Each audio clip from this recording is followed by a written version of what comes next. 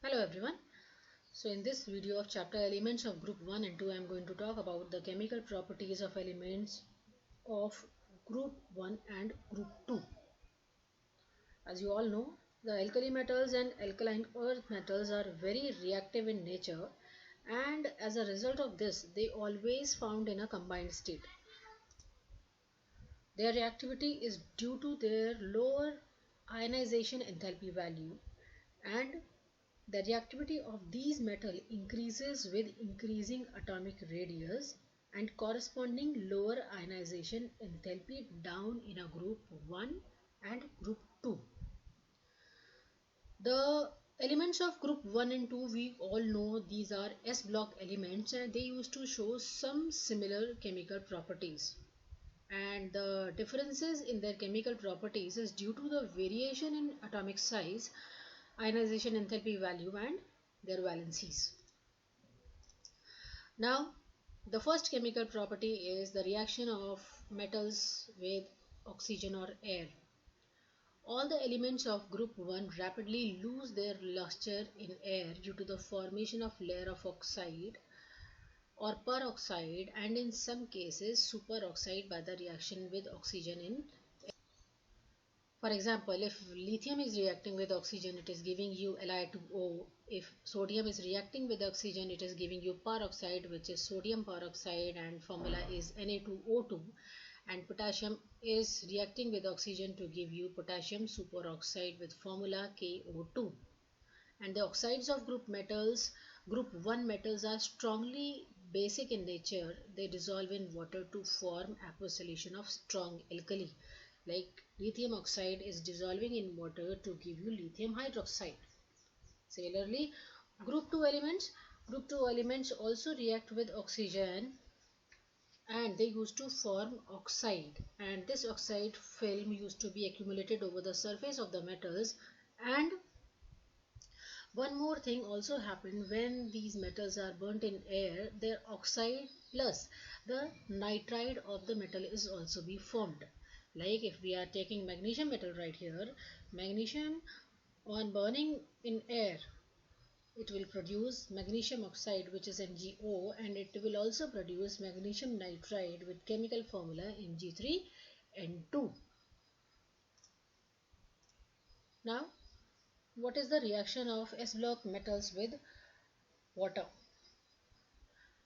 With water, lithium, sodium, potassium all react, and they all float on water due to the hydrogen bubble released with the reaction of water.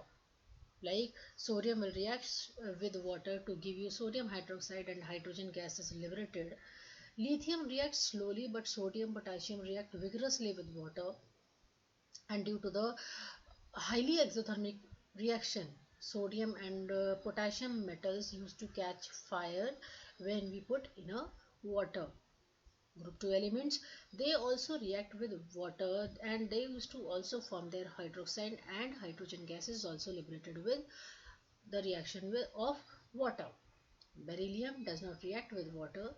Magnesium react with hot water, and other elements in group 2 they used to react with cold water, forming metal hydroxide and hydrogen gas.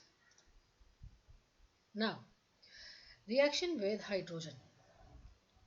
Alkali metals react with hydrogen at high temperature, about 673 Kelvin, to form their corresponding metal hydrides. Whereas group 2 element except beryllium, they react with hydrogen to give metal hydrides. Now, reaction with halogens. All the alkali metals react vigorously with the halogens to produce their ionic halide salt, and group 2 elements they used to react with halogens at high temperature to form halides with general formula Mx2. Now, reducing nature of group 1 and group 2 elements. The reducing power of an element is measured in terms of standard electrode potential, which is represented by E0 value, and the standard electrode potential is corresponding to the formation of ion, and you can say the losing of electron. All the alkali metals have high negative value of electrode potential or E0 value, which used to indicate us that these are having a strong reducing nature. Lithium is one of the most powerful reducing agent, and other elements are quite good reducing agent of group 1. We can say here sodium is least powerful among all alkali metals in group 1. If I talk about group 2 elements, all alkaline earth metals have high negative values of standard electrode potential, and therefore they are strong reducing agent. However, the reducing power is less than those of alkali metals. Now, reaction in solution of liquid ammonia. Group 1 elements, the alkali metals are soluble in liquid ammonia, giving deep blue colored solution which show electrical conductivity. As you are seeing on the screen, when group 1 metal is reacting with ammonia, it will give you two kinds of ion. One is positive and one is negative, and due to the formation of these two ions, these are electrical conductive. And the ammoniated electron is responsible for deep blue color of these solutions, and these solutions are paramagnetic. And on standing or keeping these solution for some time, they liberate hydrogen gas slowly, resulting in the formation of metal amide, and the blue color changes into the bronze and the solution become diamagnetic.